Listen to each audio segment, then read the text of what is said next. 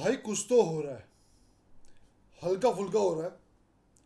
उम्मीद नहीं है, लेकिन ऐसा महसूस हो रहा है कि शायद कुछ कुछ हो सकता है। क्योंकि ये नहीं कि अंदर की कुछ बातें आ रही हैं, या फिर कहीं से कुछ ऐसा लग रहा है कि हाँ यार ये बंदों पे भरोसा है, ये कुछ ना कुछ करके दे देंगे। ऐसा कुछ भी नहीं है। डिस्कस करेंगे अभी एमी मार्टिनेज, लेकिन उससे पहले भाई डिस्कस करते हैं सबसे पहले लमीन यमाल। भाई आज थोड़ा सा सुकून मेरे को मिला। आज थोड़ा सा कल जो मैं ऐसे रेगिस्तान की मिट्टी की तरह गर्म था ना भाई, आज कुछ पानी के ठंडे छींटे। होप सो आपके दिल पे भी वो पानी के ठंडे छींटे पड़े होंगे। फेब्रिजियो रोमानो की न्यूज आ गई है कि 2030 तक, है ना, 2030 तक का contract, if I am not wrong भाई, 2030 तक का कॉन्ट्रैक्ट लमीन यमाल लेगा। और इसमें जो मेंडिस है, मेंडिस ने सबसे ज़्यादा बड़ी भूमिका निभाई है एंड में, बिल्कुल नेगोशिएशन में। तो लपोर्टा के साथ जो मेंडिस की एक एक एक पॉजिटिव बॉन्डिंग है, वो चीज़ सामने निकल के आई, जो कि फेब्रिजियो रोमानो की रिपोर्ट के हिसाब से है। भाई कहीं ना कहीं कल धरती पैरों के नीचे से खसकी थी, क्योंकि मेरे दिमाग में एक पॉइंट था, मैं आपको शेयर करना चाह रहा नहीं था लेकिन करना पड़ रहा है भाई। याद करो एथलेटिक बिलबाओ के 83 या 84 मिनट, 83rd या 84th मिनट में भाई, जब फ्लिक ने यमाल को बुलाया तो यमाल ने यूँ किया था कि नहीं नहीं, सब्सटीट्यूशन नहीं चाहिए।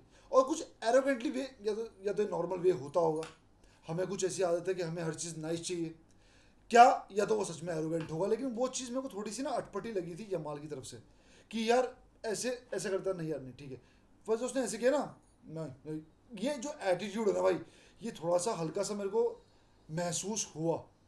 शायद मैं गलत हूँ, और शायद कि मैं चाहता हूँ मैं 100% गलत ही हूँ इसमें। तो कल का डर ना उस चीज़ को लेके रिलेट करके भी था कि यार ये चीज़ यहाँ पे कनेक्ट ना हो जाए, क्योंकि अगर ये चीज़ यहाँ पे कनेक्ट होगी तो भाई हम सारे फैंस डिसकनेक्ट हो जाएंगे। भाई 2030 तक का कॉन्ट्रैक्ट, और ये बोल रहे हैं मंगलवार, आज ही, क्या आज ही शायद रात तक फाइनल हो जाए। और कोई बोलता तो भरोसा नहीं करता, लपोटा यहाँ तक कि खुद भी बोलता भरोसा नहीं करता, यमाल भी बोलता तब भी भरोसा नहीं करता, रोमानो ने बोला है। तो इस पे भरोसा करने लायक चीज़ें हैं, रिकॉर्ड ऐसा है बंदे का। तो भाई यहाँ पे हम थोड़ा रिलैक्स हो सकते हैं कि भाई चलो ठीक है, यमाल रुक रहा है। लेकिन वही बात ना, जब तक ऑफिशियल डॉट ना लगे, जब तक ऑफिशियल चीज़ हिट ना हो, उस चीज़ पे भरोसा मत करना जब तक कि अनाउंसमेंट नहीं होती। ये हो गई भाई पहली बात। दूसरी बात, कल मैंने एक फ़ोटो देखी ट्विटर पे, एमी मार्टिनेज ट्रेंड कर रहा था, और वो ये ट्रेंड कर रहा था कि वो बार्सिलोना में है।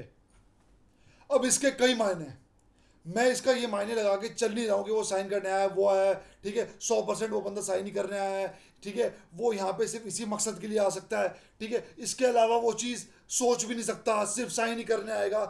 100% मैं इस बात पे मोहर नहीं लगाता, लेकिन 1% लगाता हूँ, क्योंकि भाई 1% में हर चीज़ में लेके चलता हूँ, कुछ भी हो सकता है। इस चीज़ को कैसे डिफाइन करूँ और आप भी इससे रिलेट करोगे। भाई इमेजिन इमेजिन आप अपनी अपनी फैमिली के साथ घूमने जा रहे हो, क्या आप अपने मैनेजर को लेके जाओगे? आप एज अ फुटबॉलर अपनी फैमिली के साथ घूमने जा रहे हो, क्या अपने एजेंट को साथ में लेके जाओगे? नहीं। कहीं ना कहीं जो धुआं दिख रहा है, कहीं ना कहीं आग तो होगी। जॉन गार्सिया को यहाँ पे बीच में लाना ज़रूरी होगा। मैं इसके बारे में बात करना चाह रहा नहीं था, लेकिन रिलेट करना बहुत ज़रूरी हो गया भाई। मुझे भी ये बात अंदर से पता थी, लेकिन कल तक बेनिफिट ऑफ डाउट 1% में लेके चल रहा था। लेकिन जॉन गार्सिया भाई 100% मुझे ऐसा लगता है कि वो नहीं आएगा। और इसके एक नहीं दो तीन कारण हैं। पहला कारण, भाई वो लोन पे क्यों जाएगा? दूसरा कारण, इस टाइम वर्ल्ड में टॉप हॉट प्रॉपर्टी उसको बार्सिलोना ने एक तरह से हाईलाइट करके बना दिया है, तो वो एक राइवल के पास क्यों आएगा? वरना जो स्पेनियोल में उसने इज्जत कमाई है, लोगों ने उसको सुपरमैन ट्रीटमेंट दिया है, वो भाई खराब हो सकता है आगे के लिए भी। और वो चीज़ राइवलरी में क्रिएट हो जाएगी, शायद फीगो वाली एक तरीके से। वो दौर अलग था, लेकिन हेट का सामना तो करना पड़ेगा। और एक बंदा जहाँ पे उसको इस तरह से ट्रीट किया गया हो, चाहे मैं अपने आप को वहाँ पे लगाता हूँ, चाहे आप अपने आप को वहाँ पे लगाओ, अगर आपके फैंस ने आपको ऐसे ट्रीट किया तो शायद आप फ्यूचर में आप सोच सकते हो, लेकिन डायरेक्ट मूव मुझे नहीं लगता वो स्पेनियोल से बार्सिलोना में करेगा, और इसमें कोई नई बात नहीं है, आप भी ये बात जानते हो। बस मैं यहाँ पे ये बात रिपीट कर रहा हूँ। मुझे ऐसा लगता है जो न्यूज़ आ रही है भाई, मैनचेस्टर यूनाइटेड उसके पीछे पड़ी है।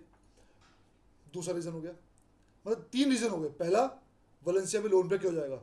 दूसरा कि राइवल के पास क्यों आएगा, वो भी तगड़े राइवल्स, जहाँ पे बार्सिलोना के प्लेयर्स को पीटने के लिए उनका क्राउड नीचे आ गया था। ठीक है। तीसरा, मैनचेस्टर यूनाइटेड उन्होंने को ऑफलोड करना चाह रही है। तो भाई 2-3 इशारे ऐसे हैं, भले ही रूमर्स के बेस पे, लेकिन 3 भी नहीं तो कम से कम 2 इशारे ऐसे हैं जिसके बेस पे गार्सिया कभी भी बार्सिलोना को ज्वाइन नहीं करेगा। तो बचा क्या। अब फ्लिक ने मांगा है कीपर, कोई तो लाना पड़ेगा, और मुझे ऐसा लगता है कीपर आएगा। और एमी मार्टिनेज, जो कि मैं याद करूं मेरी पहली वीडियो जो इस सीजन की सबसे पहली ट्रांसफर की वीडियो थी, मैंने कीपर्स पे ही बनाई थी।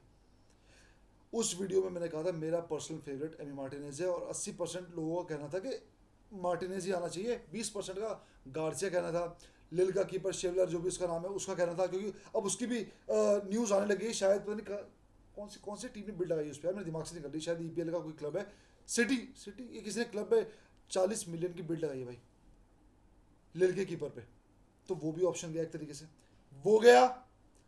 25 का तो बिल लिया नहीं जा रहा, वो 40 का लेंगे, दूसरी औकात ये है ना। वो बंदा गया, गार्सिया गया। तीसरा ऑप्शन कौन बचा भाई, तीसरा ऑप्शन बचा मार्टिनेस। और इस एनालिसिस के आधार पे अगर मार्टिनेस बार्सिलोना में है और अगर बिना एजेंट के भी आता तो कहीं ना कहीं हल्की सी दाल गर्म थी, और अब वो एजेंट के साथ है। अबे एजेंट के साथ हॉलिडे कौन मनाता है भाई, एजेंट को लेके कौन घूमता है हॉलिडे पे। और बार्सिलोना ही, इतने सारे कोइंसिडेंस, कुछ तो पकड़ा है। और पॉजिटिव वे में बोल रहा हूं, क्योंकि एक आधी न्यूज़ मैंने ऐसी पढ़ी है कि बार्सिलोना इस चीज़ को सीरियसली ले लिए, क्योंकि इसको फ्लिक ने बोला है, वरना वो स्टेगन और शीजनी के साथ ही वो होते। और साथ में रूमर आ रहा है कि भाई स्टेगन भी कहीं ना कहीं अब रिथिंक कर रहा है उस चीज़ को लेकर, दोबारा मैंने आज पढ़ा। और ये रूमर्स ऐसे नहीं आ रहे भाई, ये चीज़ आ रही है प्रैक्टिकल ग्राउंड्स पे। तो ये जो मैंने आपको दोनों ग्राउंड्स बताए ना भाई, और हर कीपर के कुछ वैल्यू और ग्राउंड बताए भाई, मार्टिनेज के चांस तो हैं। फ्री में तो नहीं आएगा, आई थिंक 28 या 29 तक उसका कॉन्ट्रैक्ट है, फ्री में तो नहीं आएगा, लेकिन मेरा दिल कह रहा है यार, मेरा दिल कह रहा है भले हो ना हो 1% वो बार्सिलोना में है, सिर्फ अपने कॉन्ट्रैक्ट के लिए। हाँ हॉलीडे पे होगा, लेकिन साथ ही साथ वो 1% दिमाग में कॉन्ट्रैक्ट रख के भी आया है। और किसी ने कहा था, आई थिंक ब्राइटन का वो कौन है डायरेक्टर या कोई, आई थिंक उनका जो डीलर है प्लेयर्स का, उसकी लपोटा से अच्छी बनती है। तो 2-3 चीज़ें ऐसी हो गई भाई जो पॉजिटिव आपके साथ शेयर करनी ज़रूरी थी इस भरे पूरे नेगेटिव इन्वायरमेंट में, जहां पे चीज़ें दूसरे क्लब्स के फेवर में जा रही हैं। फ़ोन भी बच गया। तो मिलते हैं भाई अगली वीडियो में, तब तक के लिए विस्कल बारसा।